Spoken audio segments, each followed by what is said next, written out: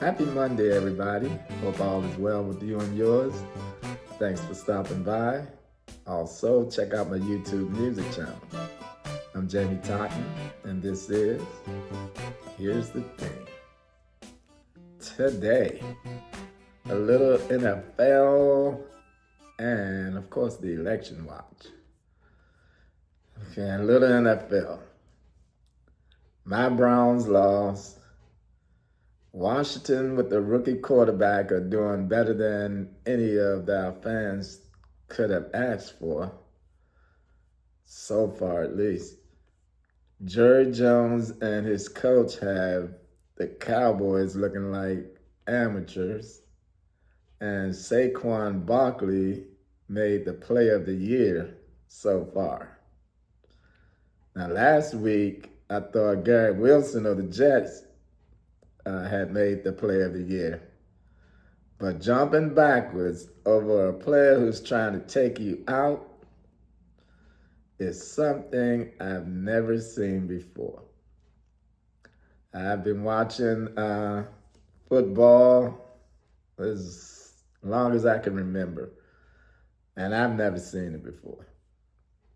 So if you know of any play better than that play with Saquon Barkley jumping backwards over somebody who's trying to take him out, if you know of a better play than that, let me know and tell me where I can find it, because I really want to see that, because I've never seen anything as spectacular as Saquon Barkley jumping backwards over somebody.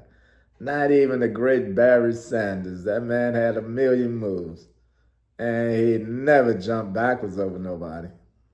I mean, come on now. Somebody, somebody tell me that there's a better play in the history of the NFL better than that. And if you can find that play that's better than that, please let me know, because I want to see it. I definitely want to see that. Like I said, my team lost to the Chargers. After beating the Ravens, famous Jameis Winston is starting to do famous Jameis things. Interceptions in the end zone,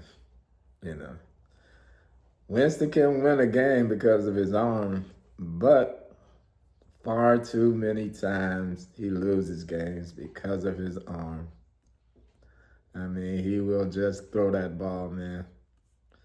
And, it seems like I'm going to throw it and it's just up for grabs. Or sometimes he just throws straight to the other guy. Never seen nothing like it in my life. So, yeah, it's famous Jameis, man, that guy. I don't think he's going to do it for the Browns, but hey, who knows? Like I said, he's a great passer, but he just passes to the other team a little too much, a little too often.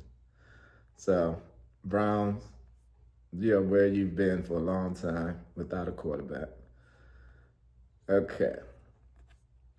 So much for the NFL. Now, let's get to the election watch. Now, we have what, 1 day left? This is it. This is it, folks. You get out there today, you get out there tomorrow, and we should know, at least by the 7th, I hope anyway, who's going to be leading us for the next 4 years. And let's just hope and pray it ain't the guy that won in 2016. Let's just hope and pray it ain't that cat, man. I'm telling you. The polls will be open at 7 a.m. in my area anyway. So, we're close to doing away with the crazy the crazy, the dangerous antics of Trump's campaign. We're about to send all of them packing. But the only way we can send them packing is if we finish the game. The game ain't over till it's over. It's never over until it's over. It's never over till the bell rings.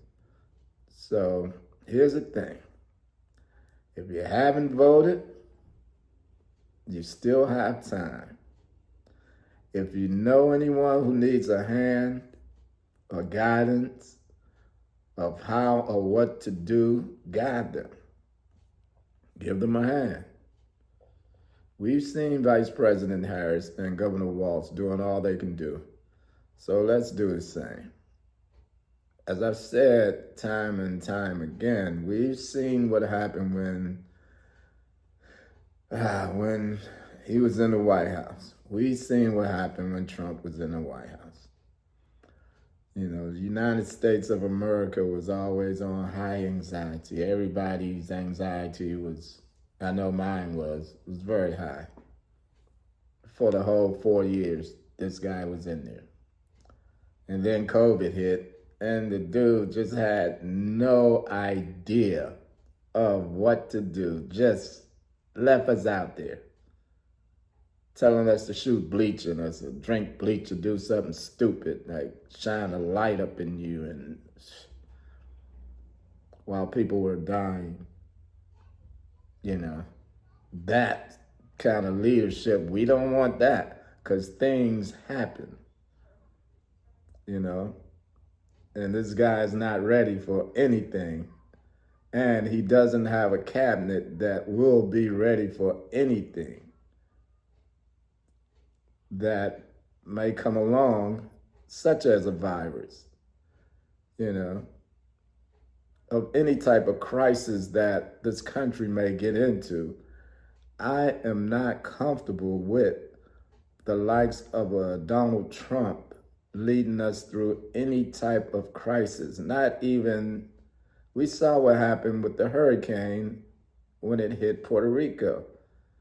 This dude was up there talking about selling Puerto Rico, trading Puerto Rico, treating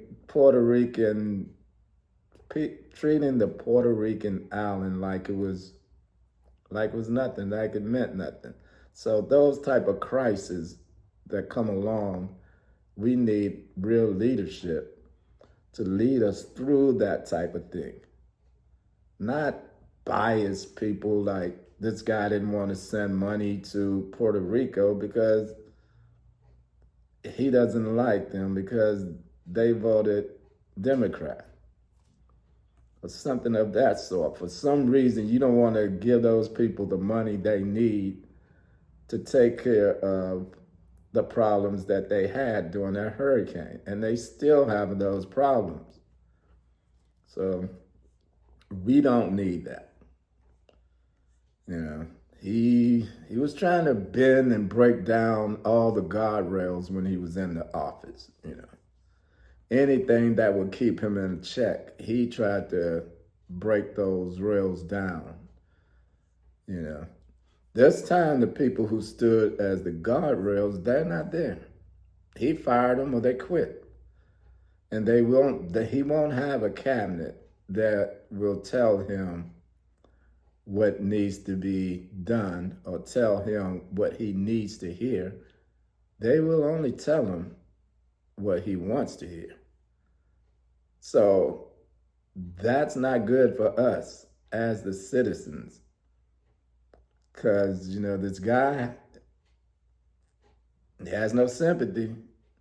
He has no empathy. So if there's a problem, he ain't one to care about your problem. So, that, like I said, the guardrails are gone. So who do you think is going to stop him from doing the things that he wants to do? The answer is us, the United States, by beating him and his kind at the ballot box. I mean, we can do it. He's been defeated before, so it's not like he's undefeatable. You know, he can be defeated. We've done it once, and it's time to do it again. Now, that's the only way to keep this guy and that extreme Republican Party out of the White House. You know, we can't leave it up to the courts. We can't leave it up to the judges. You know, we especially can't leave it up to the Supreme Court. You know the way they acting now. You know, they don't care about precedent or anything in that Supreme Court.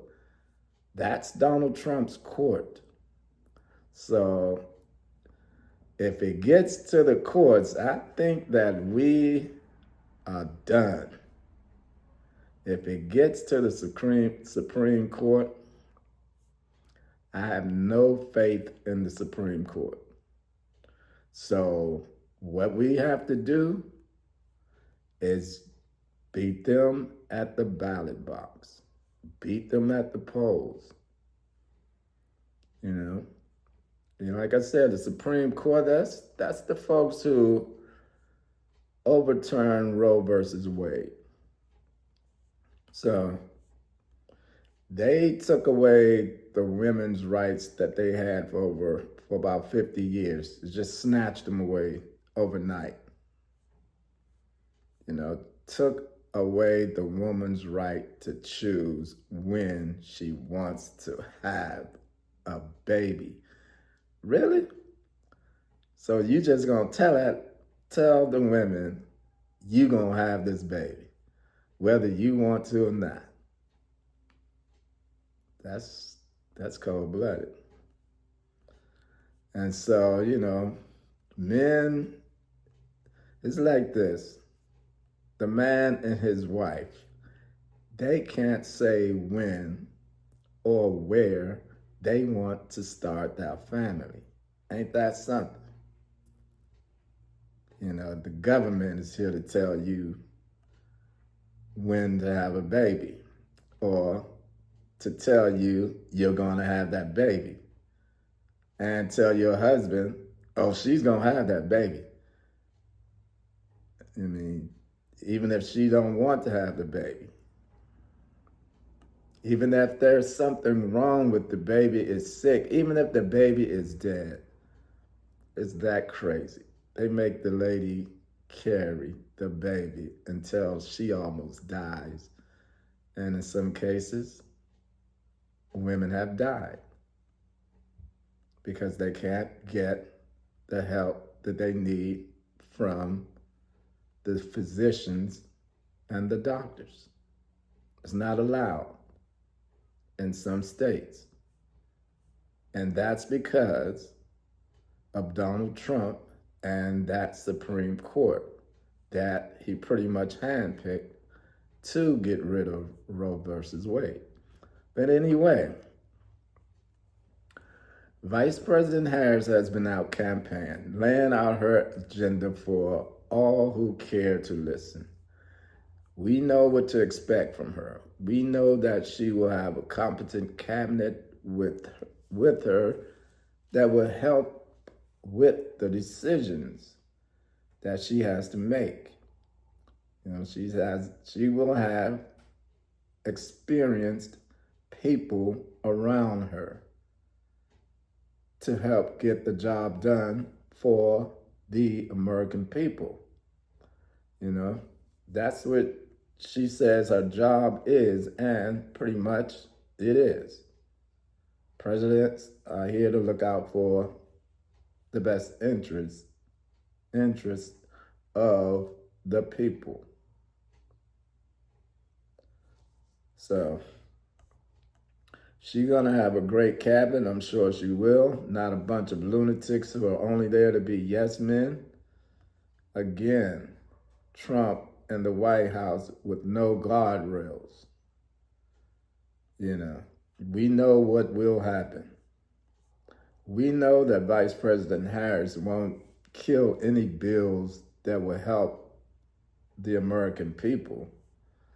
like Trump did just for political reasons. We know we won't have that type of president. You know, we know we have a president that will continue to stand tall and strong in the face of our enemies, foreign and domestic.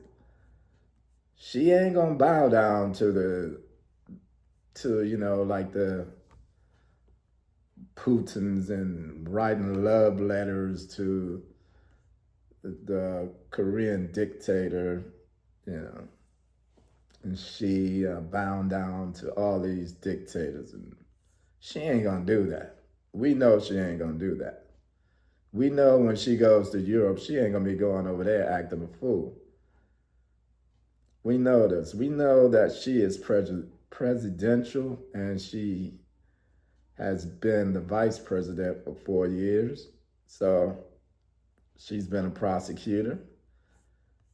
She's been an attorney general in the biggest state. So she is qualified.